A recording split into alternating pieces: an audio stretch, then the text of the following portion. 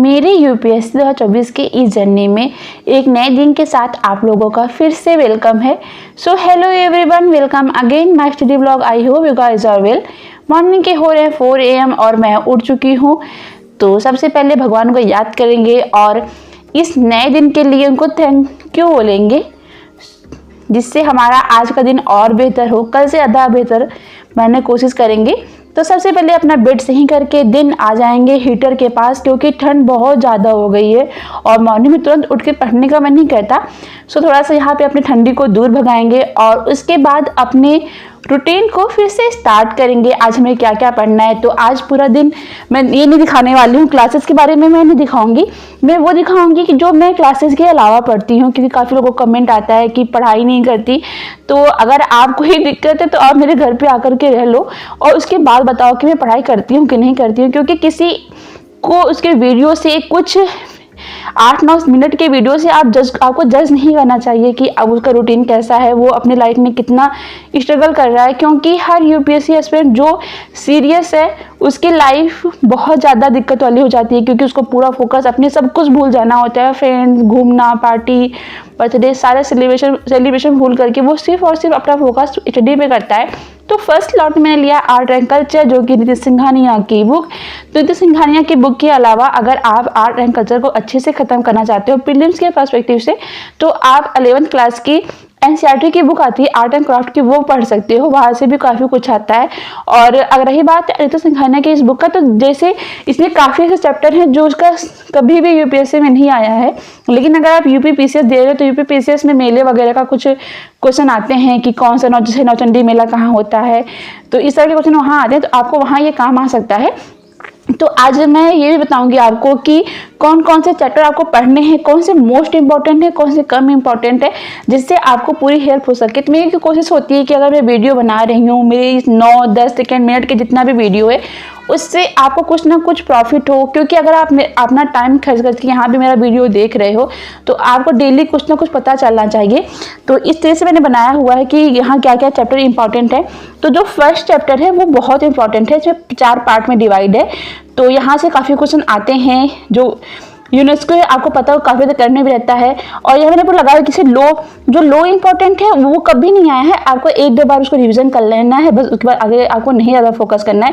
जहाँ पे लिखा है मोस्ट इंपॉर्टेंट वो बहुत ज़्यादा है, इंपॉर्टेंट वाले भी आए हैं और लो इंपॉर्टेंट वाले कभी नहीं आए हुए हैं, बट आ सकते हैं। ऐसा है नहीं कि वो क्वेश्चन पूछने जाएंगे। इस तरीके से पूरा मैंने बनाया हुआ है यहाँ पे क्या क्या हमें पढ़ना है, कैसे कैसे खत्म करना है। तो आप इसका स्क्रीनशॉट ले लीजिए और ऐसे अपने आप प्रिपरेशन कर सकते हो।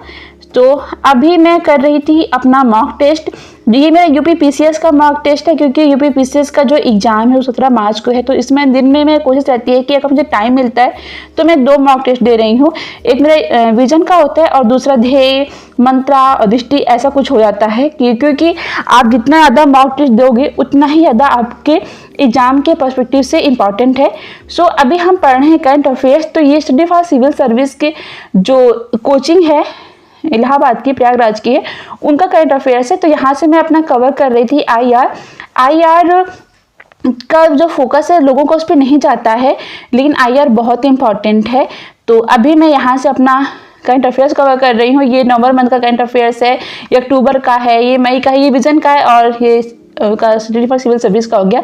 तो इतने करंट अफेयर्स मेरे पास है। जैसे जैसे मंथ आगे बढ़ता जाएगा करंट अफेयर्स में लेती जाऊंगी मैगजीन, क्योंकि मैगजीन से मुझे लगता है काफ़ी कुछ कवर हो जाता है। मैं डेली करंट अफेयर्स पढ़ती हूँ, बट वो मेंस पर्सपेक्टिव से भी बहुत इंपॉर्टेंट होते हैं वहाँ पे क्वेश्चन। और प्रीलिम्स के लिए 1 लाइनर में मुझे एक मैगजीन जरूरत पड़ती है। तो ये तो मैं यहाँ पे अपना टाइम दे दूँ, या तो फिर लास्ट में PT 365 पढ़ूँ। लास्ट में PT 365 अच्छी तो बुक है, बट उतना टाइम हमें मिल नहीं पाता है। तो यहाँ पे आप देख सकते हैं कैसे 1 to 8 पॉइंट को कवर किया गया है।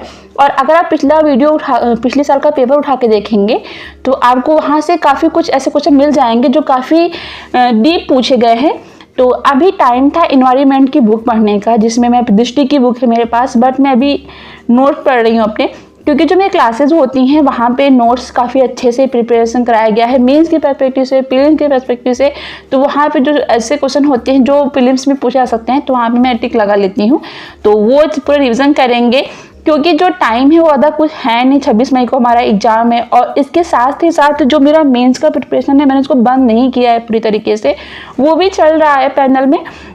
बस वो की जो क्लासेस हो रही हैं मैं वहाँ पे उसको फोकस कर रही हूँ मेंस पे, और खुद से प्रीलिम्स पे कर रही हूँ, क्योंकि मेरा जो मेंस है वो काफ़ी ज़्यादा कवर हो चुका है। बस थोड़ा सा रिवीजन का या फिर जो नए नए क्वेश्चन आते हैं उन्हीं को कवर करना है, तो उसमें ज़्यादा टाइम मुझे नहीं लग रहा है।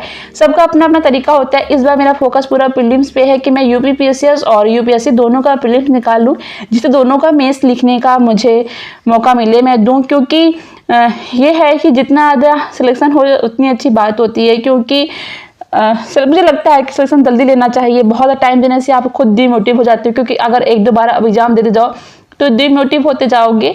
तो ऐसे अच्छा है कि अपने जो 1 साल का मेहनत है, 1.5 साल का मेहनत है, उसमें अच्छे से मेहनत करो और जल्दी जल्दी सिलेक्शन ले लो। अभी मैं पढ़ रही थी अपनी एनसीईआरटी की बुक, जिसमें मैं हिस्ट्री कवर कर रही थी, एंशिएंट हिस्ट्री।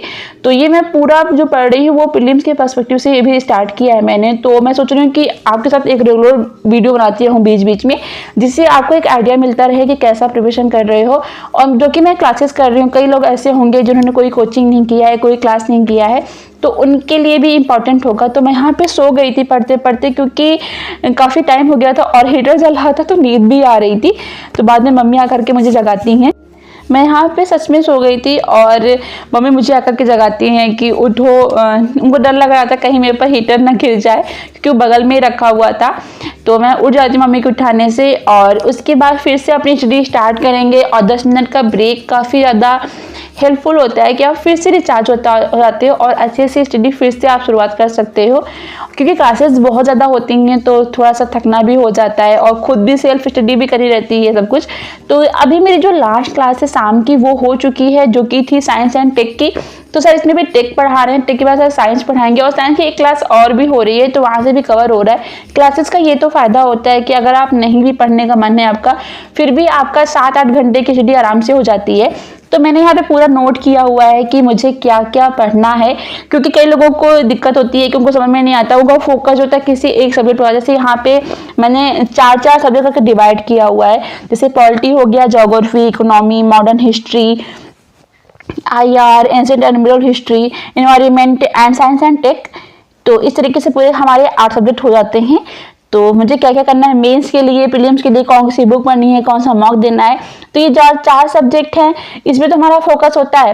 बट जो ये 4 सब्जेक्ट अदर हैं उसमें हम फोकस नहीं कर पाते हैं। तो जो हमें मेन फोकस करना है वो सब पे करना है, किसी एक पे नहीं करना। और IR लोगों को लगता है कि IR से क्वेश्चन नहीं आएंगे, बट IR से पिछली बार 12 क्वेश्चन आते हैं। आप सोच सकते हैं कि 12 क्वेश्चन IR से ही आए हुए थे, इसलिए फोकस करना है। अभी मैं लगा रही हूँ अपना CSAT, जिसमें मैं डाइस लगा रही हूँ। डाइस में तो थोड़ी दिक्कत हो रही थी, बट जब मैंने क्लॉक वाइज लगाना सीखा तो मुझे ये काफ़ी हेल्पफुल हो गया कि क्लॉक वाइज लगा करके आप अपने डाइस को कंप्लीट कर सकते हो। तो अब लोगों को लगेगा क्लॉकवाइज, जैसे घड़ी होती है, घड़ी के सुइयों के तरीके से उसको आप लगा करके आप एक क्वेश्चन को केवल 2-3 मुश्किल से 10-20 सेकेंड में आप सॉल्व कर सकते हो डाइस को। तो ये भी काफ़ी हेल्पफुल हो जाता है एग्जाम के, क्योंकि अब जो आप अभी प्रिपरेशन करोगे तो एग्जाम टाइम जब हॉल में आप बैठोगे तो आप मिनटों सारे क्वेश्चन सॉल्व कर लो, क्योंकि वहाँ पर टाइम की बहुत दिक्कत होती है। तो अभी मैं आकर के यहाँ पे बैठ गई हूँ। मुझे लगा मेरा कैमरा ठीक नहीं, तो अपना कैमरा सही कर रही थी मैं। तो ये वीडियो बनाने कई लोगों को लगता है कि वीडियो बना रही है पढ़ाई कैसे करते, तो वीडियो और पढ़ाई का कोई संबंध नहीं होता। क्योंकि अगर आप बहुत ज़्यादा सीरियस भी होगे तब भी आप कहीं घूमने जा रहे होगे, किसी फ्रेंड से बात कर रहे होगे, फैमिली से बात कर रहे होगे, अगर आप बाहर रह रहे हो। मेरे साथ ऐसा कुछ भी नहीं, मैं कहीं घूमने नहीं जाती, मेरा कोई फ्रेंड नहीं है और फैमिली के साथ रहती हूँ। तो आज मेरा बर्थडे था, तो जब मैं पढ़ाई करी तो भाभी केक लेकर के आई कि यहीं काटोगे या फिर वहाँ लेके चले, तो मुझे लगा नहीं चलो थोड़ा सा एंजॉय कर लेते हैं, क्योंकि फैमिली इतना ज़्यादा कुछ कर रही है। मुझे हैप्पी बर्थडे टू मी।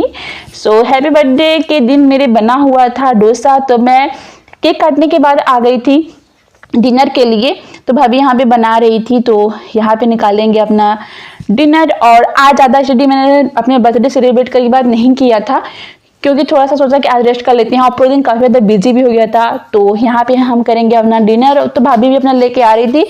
आज के लिए बस इतना ही, अब मिलेंगे कल, तब तक के लिए बाय बाय, टेक केयर।